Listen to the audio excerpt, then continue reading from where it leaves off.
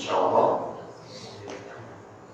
kita akan membaca, memahami, merenungkan dari surat Al-Baqarah. Mudah-mudahan setiap huruf yang kita baca mendatangkan keberkahan.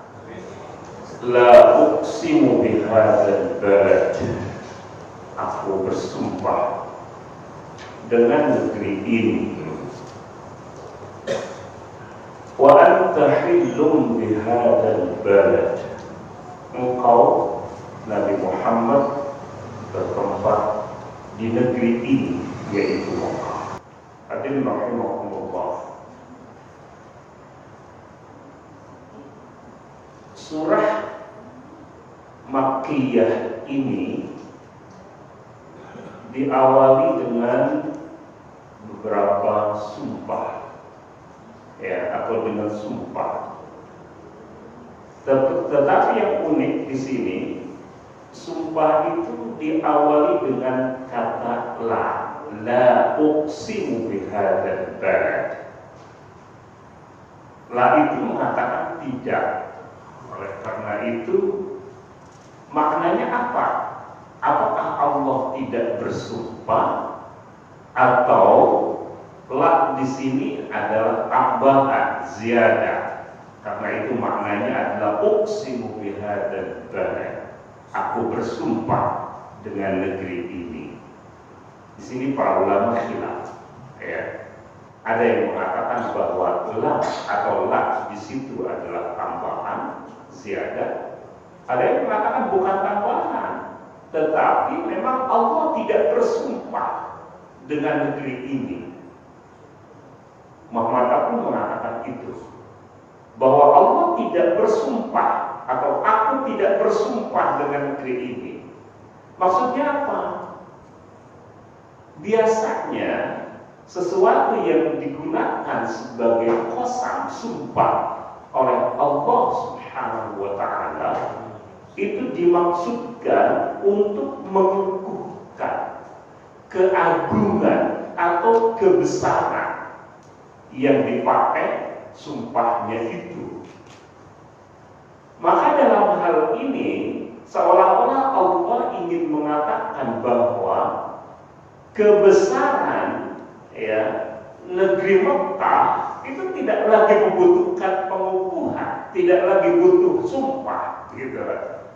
Nah, ini yang dimaksud. Karena itu maka maknanya itu adalah tidak ada la, sama-sama itu adalah sesungguhnya sumpah, gitu kan? Karena menunjukkan bahwa negeri Mekah yang dijadikan sebagai sumpah oleh Allah di dalam awal surah ini itu adalah negeri yang sangat agung, negeri yang sangat agung. Hadirin rahimakumullah. Biasanya kita memandang atau ketika kita mendengar suatu nama kota, maka kita akan punya persepsi yang berbeda ketika suatu kota disebutkan dibanding dengan kota yang lain. Saya tidak tahu, misalnya ketika kita mengucapkan kata Pondok Rajik misalnya, ada semacam kebanggaan enggak dibanding dengan ketika menyebut nama Depok misalnya, gitu. Mungkin beda, gitu. Kenapa? Nah, ini nilai sebuah tempat di situ. Ketika orang menyebut New York, ketika orang menyebut Los Angeles misalnya, ketika orang menyebut Berlin, dan ketika orang menyebut Mekah, kira-kira yang ada di dalam perasaan kita mana yang lebih agung ketika nama-nama kota itu disebutkan? Nah, Mekah di sisi Allah itu luar biasa agungnya itu. Karena bukan hanya sebuah tempat yang diisi oleh bangunan-bangunan dan manusia-manusia yang dianggap berperadaban, tetapi di sini adalah titik paling utama dari alam semesta ini. Ya, di situ ada rumah Allah, Baitullah. Kesitulah semua manusia ketika di dalam ibadahnya, penghambaannya kepada Allah menghadap. Dan disitulah putaran-putaran tawaf yang tidak pernah berhenti. Nah, jadi hadirin rahimakumullah, karena itu maka konon kalau dilihat dari sekelip katanya auratnya itu luar biasa gitu kan, agung luar biasa Mekah ini. Karena itu maka seolah-olah keagungan kota Mekah ini tidak lagi butuh sumpah gitu, karena sedemikian nyata agungnya kota Mekah itu.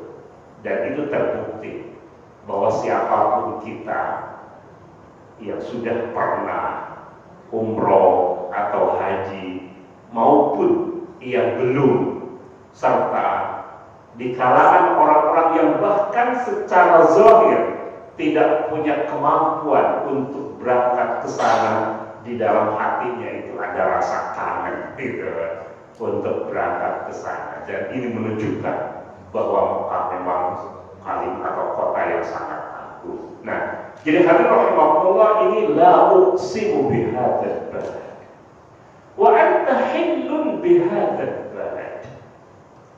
Kata tahillun ini dimaknai oleh ulama-ulama kita dengan dua makna. Yang pertama adalah engkau Nabi Muhammad tinggal di kota itu. Karena meskipun Rasulullah wafat di Madinah, tetapi selama 53 tahun Rasul tinggal di kota Mekah. Ya. 40 tahun sebelum beliau diangkat sebagai utusan Allah, 13 tahun setelah diangkat sebagai Rasul Allah. Jadi 53 tahun Rasul itu tinggal di Mekah. Rasul itu pituin Mekah, ya, pituin Mekah. Dan karena itu maka wa anta hillun bihadzal balad, engkau menempati tinggal, halla yahillu itu menempati, ya, kota Mekah ini. Pituin nggak ada yang ngerti. Nggak ada yang ngerti ya. Mahan Rasul. Pituin Pak. Rasul ngerti insyaallah itu asli ya, asli itu pituin itu asli Mekah itu. Ya. Yang kedua, artinya wa anta hillun bihadzal balad ini dikaitkan dengan keharaman kesucian kota Mekah itu, di mana Allah Subhanahu wa taala ya melarang terjadinya pertumpahan darah di kota haram atau di kota suci ini, ya, khususnya pada bulan-bulan haram. Tetapi Rasulullah Shallallahu Alaihi Wasallam ketika Futuh Makkah, meskipun tidak terjadi, ya, peperangan pada saat itu, tetapi memang, ya, aura-aura, ya, peperangan itu ada. Ya, karena itu maka pembebasan kota Mekah itu meskipun, ya, itu tidak sempat terjadinya peperangan, meskipun ada perlawanan-perlawanan tidak begitu signifikan untuk kelancaran Futuh pembebasan kota Mekah itu, ini terjadi, ya.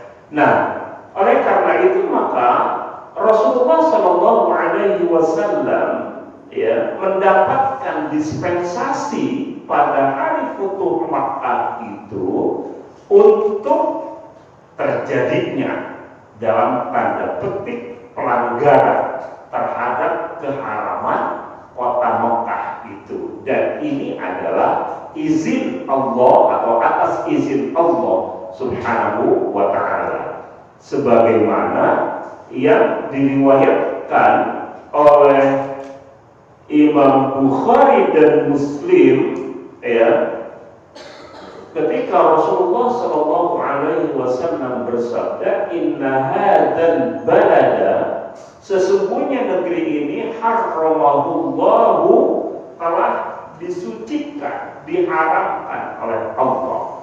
Yang disebut dengan haram itu adalah ungkapan tentang kesucian. Ya, misalnya haram darah seorang muslim, artinya adalah darah seorang muslim itu suci dalam pengertian tidak boleh itu aniaya itu sehingga terjadi pertumpahan darah. Ya, demikian juga kota haram. Ini artinya adalah kota suci karena di situ tidak boleh terjadi pertumpahan darah.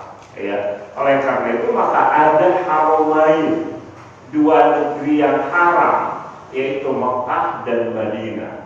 Ya, di situ tidak boleh ada orang-orang non-muslim yang masuk. Ya, oleh karena itu maka ada batas-batas pagar-pagar dari tanah haram itu di seluruh keliling atau di sekeliling kota haram Mekah dan Madinah itu ada tanda-tandanya sebagai kota haram. Oleh karena itu maka tidak boleh ya kemudian orang-orang yang muslim itu masuk ke negeri itu, dan ini dinas dalam Al-Quran. Ya, ini disucikan oleh Allah yauma khalaqas samawati wal arda, yaitu pada hari ketika Allah menciptakan langit dan bumi. Jadi dari sananya, sejak Allah menciptakan langit dan bumi ini sudah dipatok itu sebagai tanah haram.